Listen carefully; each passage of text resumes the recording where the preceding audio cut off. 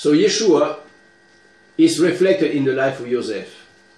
Because if our for brethren from Yehuda today do not recognize the Jesus, it's just because he looks like a pagan. And much more because this Jesus do not proclaim the Torah. The Torah, according to Jesus, is abolished, which is not. But let us put that by side just to understand that Joseph was not recognized by his brethren when they came 2 times, because he was looking like an Egyptian. Now, Joseph is in the field with his brethren, and he told them that he has 2 dreams. Okay. Once again, for the details, you have to go in my blogs. I will not give you the details. And these 2 dreams, which are of importance to understand, will make the brethren upset. They will be very, very upset, because they thought this boy is very arrogant. Indeed, he was 17 years old, and he was a young boy who was in a good position in his father's house, and he boasted himself. Even the father will tell him that it's a bit too much. But the father, in opposition to this brother, do not plan anything evil against him. And the brethren were so upset after he gave them the dreams, showing that something will happen, which is a picture. I say it again, a picture of what will happen between the tribes and Yeshua, because it is written, at the name of Yeshua, every knee will bow. You remember that? I know you know this verse. And this is what will happen. Yeshua is our Adon, our master. We don't have any rabbis, we don't have any others. We have only one master, and this is Yeshua. Okay? And here the picture is there.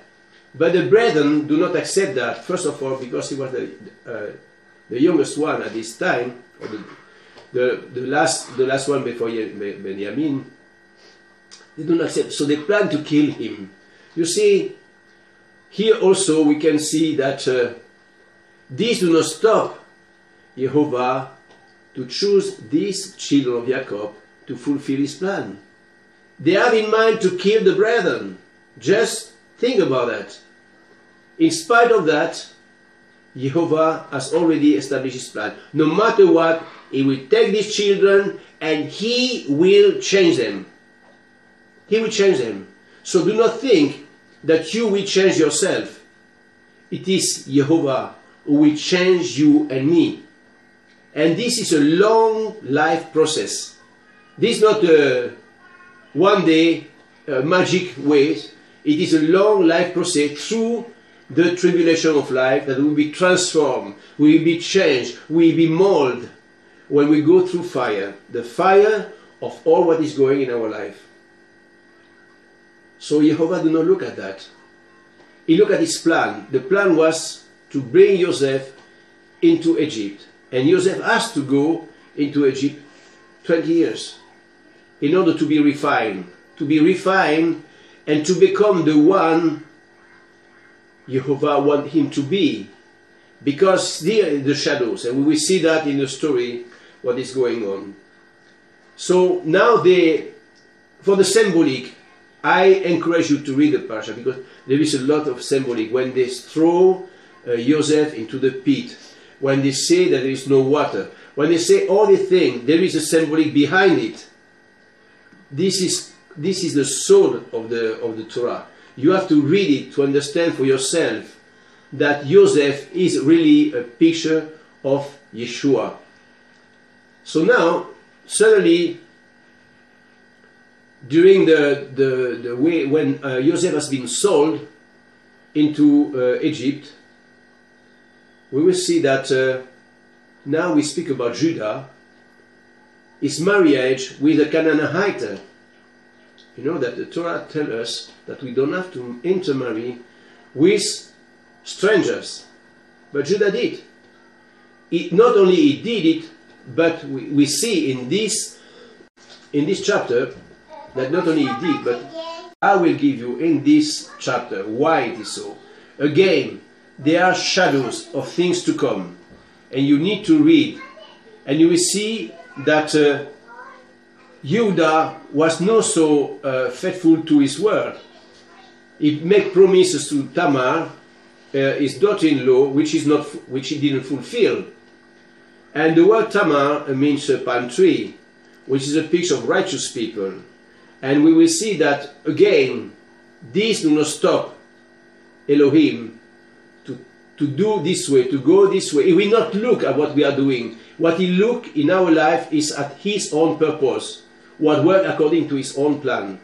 And this is what is very important to understand. So don't look at you too much critique, because we are not perfect. I am not perfect, you are not perfect. We will be perfected until the day of Mashiach Yehoshua. For it is written that when he comes, Yeshua, we will see him as he is, and we will transform in his likeness. Not only on this time. So we have a lot of time in order to change our life. We just need to be willing and to accept the condition to say, yes, I will go, and by prayer and trusting Jehovah, that we will walk this way until we are transformed step by step, step by step. So here you will read also about Judah and Tamar, which is a very interesting story to see that first of all we can learn.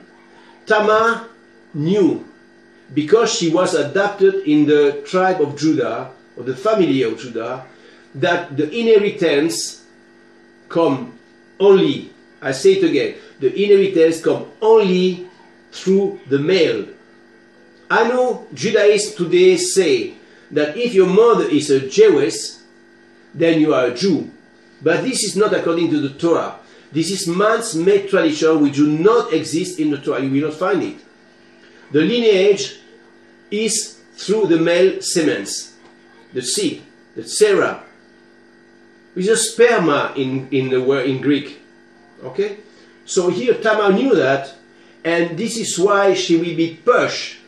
Because Judah refused her the children, the last boy, she decided to trap Judah in his own plan in order to have the semens of Judah, to make sure that she will have a descendant from Judah.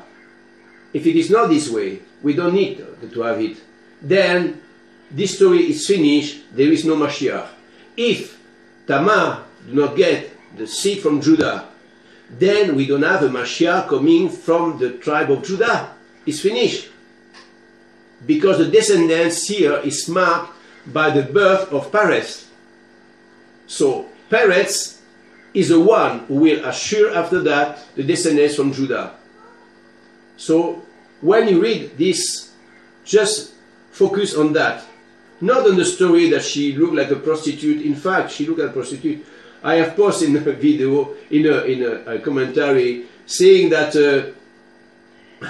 the Muslim today who put the niqab and hide their face, they should read Bereshit chapter 38, because they will see that in the old time, the traditions say that the prostitute, they hide their face under a niqab to make their prostitution. You will understand why. Because they didn't want that man recognize their face. What they did, they paint their eyes and they put the niqab so that nobody can recognize her. And even the father-in-law, Judah, didn't recognize her. You see.